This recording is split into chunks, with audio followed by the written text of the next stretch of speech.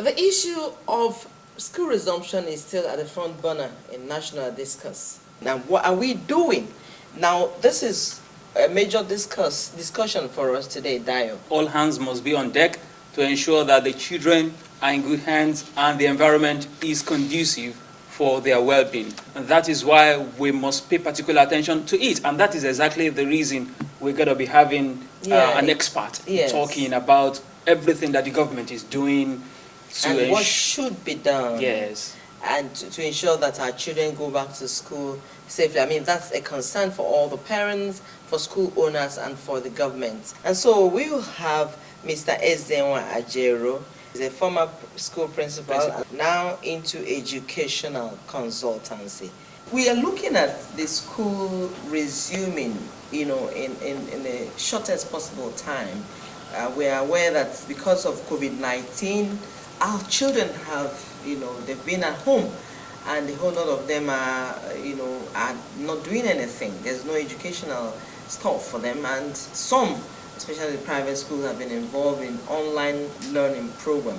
Now, it's a concern for everyone, for the government, and for every parent to ensure, to have our children back in school. Mr. Ezenwa, are we prepared to go back to school? Yeah, thank you very much. So I'm able to look at this to say what are the imperatives of safe schools. These children are coming from homes. Are their homes safe? So we don't believe that the schools are where the viruses are inhabiting. The government of Lagos State has put in place measures, to get these schools ready. All the schools have water, running water, potable water. You are telling us that the Lagos State government has ensured that every public school has potable water. Now, what monitoring is being done for private schools? For the private schools, of course, that is their selling point. They must have these facilities if they want the parents to patronize them. Looking at the number of pupils that will be resuming to school, what are the arrangements on ground to ensure that we do not have too many clusters of students in classes?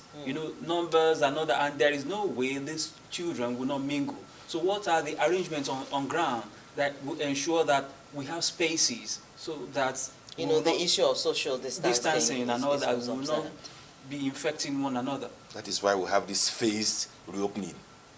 See, not all students are going back to school. Those in exit classes. Okay. So you have enough room to spread out.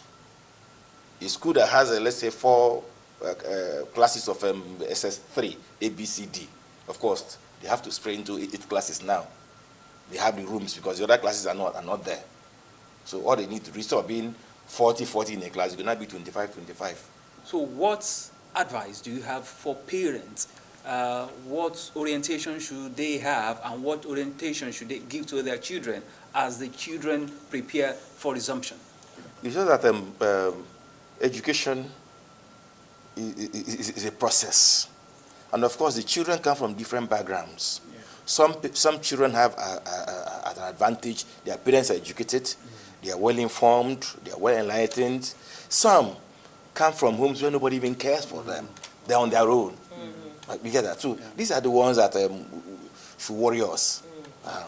For the vast majority of them, their parents are stakeholders. They call the teachers. They ask, "What do we do? What do we do?" They are concerned. So, thank you very much. Thank you very much. Thank you, Mr. Ezenwa. Thank you very much. Being on Thank you. Yeah. I'm very concerned, just like all Lagosians.